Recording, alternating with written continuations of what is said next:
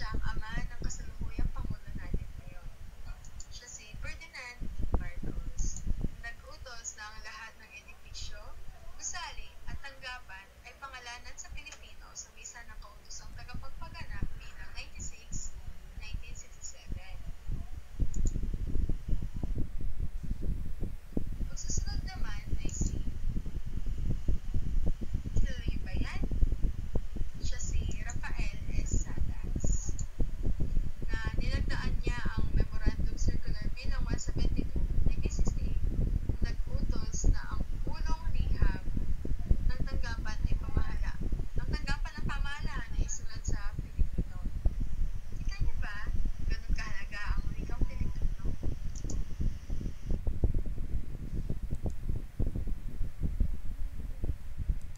Memorandum Circular 199.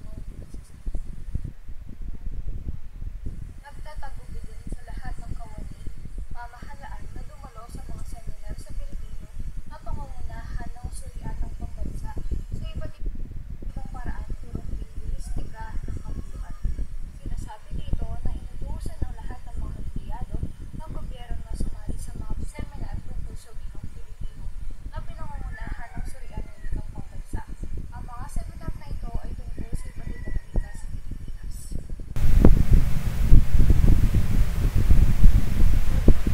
Ang tagapagpaganap bilang 187. Nilagdaan ni Pangulong Marcos na nag-uutos sa lahat ng kagawaran, kawanihan, tanggapan at iba pang sangay ng pamahalaan na gamitin ang wikang Pilipino hanggat maaari sa linggo ng wikang pambansa at pagkaraan naman sa lahat ng opisyal na komunikasyon ng transaksyon.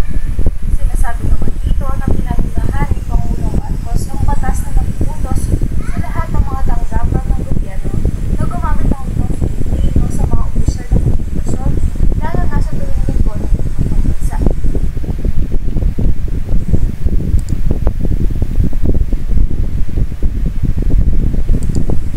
Hulyo 19, 1974. Nagpalabas ng kagawaran ng edukasyon at kultura sa pamumuno ni Daligyan Juan M. Manuel ng kautosang pangkagawaran bilang 25, 1974 ng panuntunan sa pagpapatupad ng patakalang edukasyong bilingual.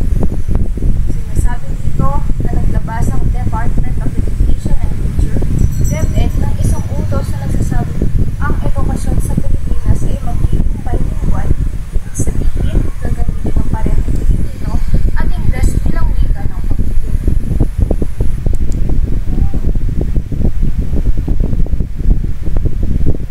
Pangulong Corazon Aquino, bilang unang babaeng pangulo, bumuo ng bagong batas, ang Constitutional Commission.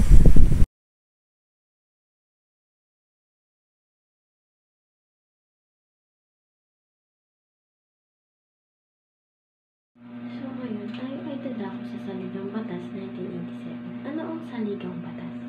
Ang Saligang Batas ay ang kasalukuyang Saligang Batas ng Pilipinas kung saan pinamunuan ng dati nating Pangulo si Corazon Aquino. Ito ay naglinang na kailangan gawin upang maitaguyod ang wikang Pilipino.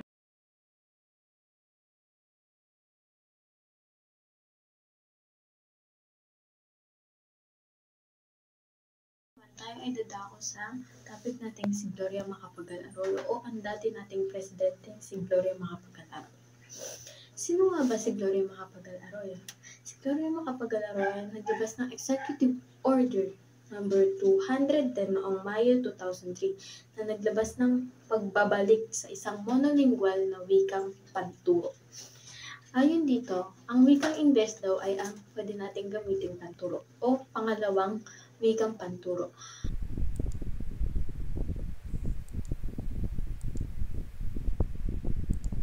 Ika-5 Agosto 2013, nagkasundo ang wikang kalupunan ng KWF, Komisyon sa Wikang Pilipino.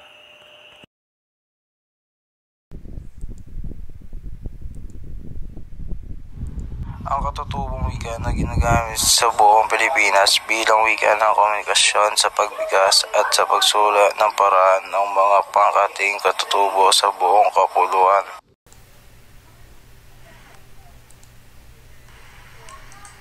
Ayan, so It's Q&A time. Kayo ay may 10 segundo upang makasagot sa aming mga katanungan.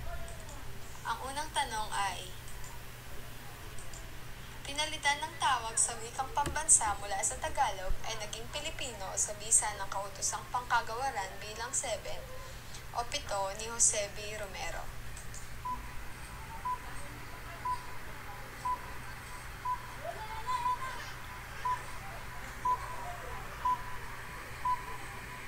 Ang tamang sagot ay Agosto 13, 1959 or August 13, 1959. Ang pangalawang katanungan naman ay, nagtatagubilin sa lahat ng kawani, pamahalaan na dumalo sa mga seminar sa Pilipino na pangungunahan ng surian ng pambansa sa iba't ibang paraan purong lingguistika ng kapuluan. Time starts now.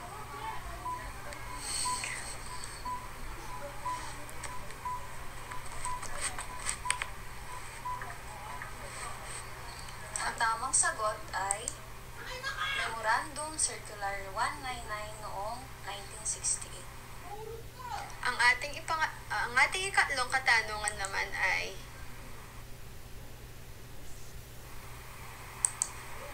bilang unang babaeng pangulo, bumuo ng bagong batas Constitutional Commission.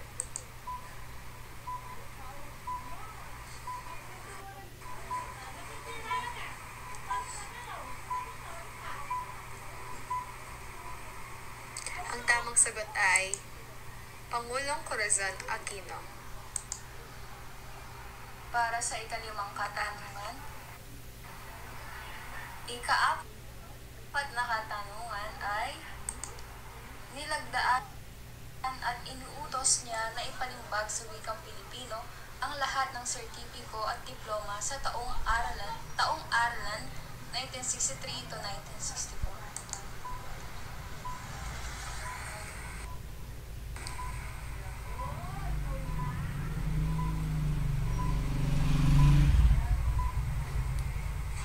Ang tamang sagot ay Kalihim Alejandro Roses. Ang ating ikalimang katanungan ay, nilinaw ang mga kailangang gawin upang maitaguyod ang wikang Pilipino.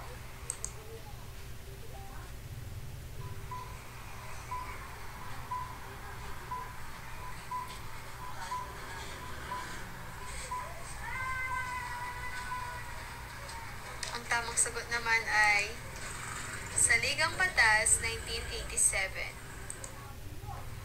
Ang ika-anim na katanungan ay, nilagdaan ang Memorandum Circular bilang 172, 1968 na nag-uutos na ang unang liham ng tanggapan ng pamahalaan ay isulat sa Pilipino.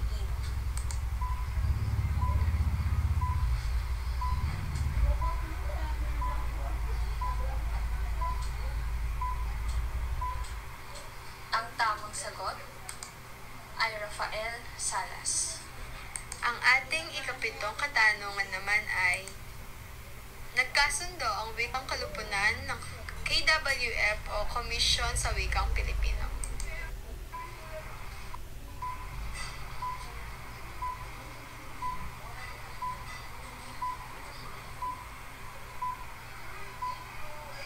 Ang tamang sagot ay ikalima ng Agosto 2013.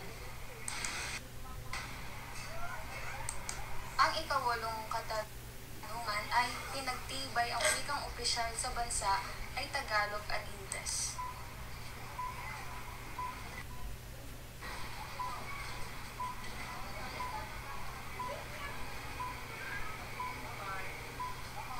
Ang tamang sagot ay Batas Commonwealth bilang 507.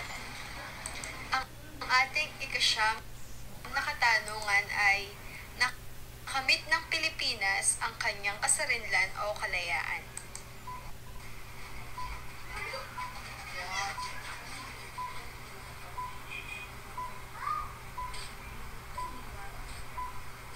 Ang tamang sagot ay Hulyo 4 o Hulyo 4, 1946.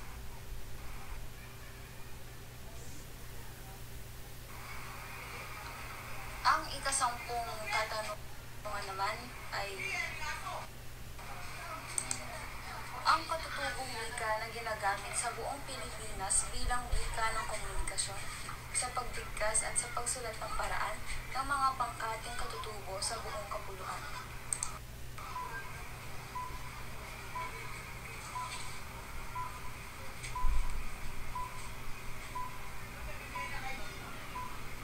Ang tamang sagot ay Filipino.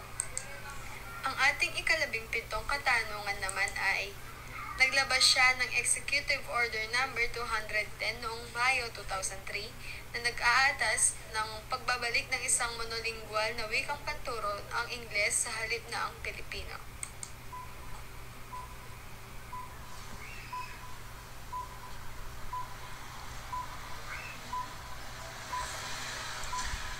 Ang tamang sagot ay Gloria Macapagal Arroyo.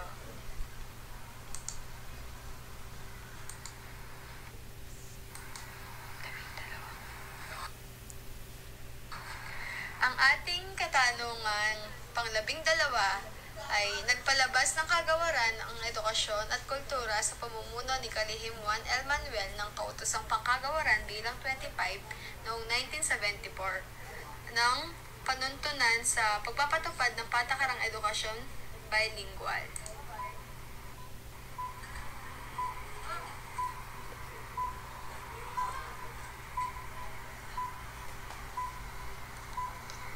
Ang tamang sagot ay Hulyo 19, 1974. Ang ika-13 katanungan naman ay ipinag-utos na awitin ang pambansang awit sa titik nitong Pilipino batay sa kautos sa tagapagpaganap bilang 16, 1963 na nilagdaan ni Pangulong Diosdado Macapagal.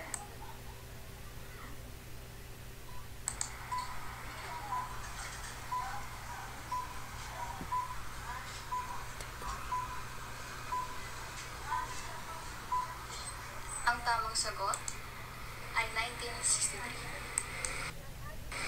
Ang ating ika-14 na katanungan naman ay, nag-utos na ang lahat ng edipisyo, gusali, at tanggapan ay pangalanan sa Pilipino sa bisa ng kautosang tagapagpaganap bilang 96 noong 1967.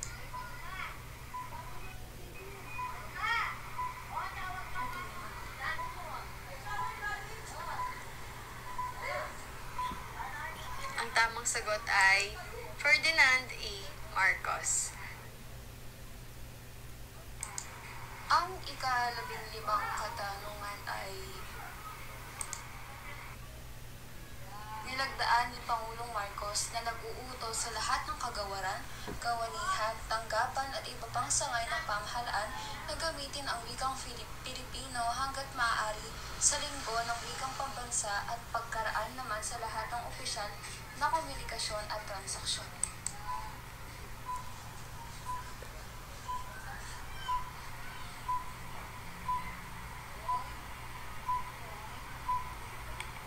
Ang tamang sagot ay kautosang tagapagpaganap bilang 187. At yun lang ang yun ang ating paksang tinalakay ngayong araw. Yun lang, maraming salamat.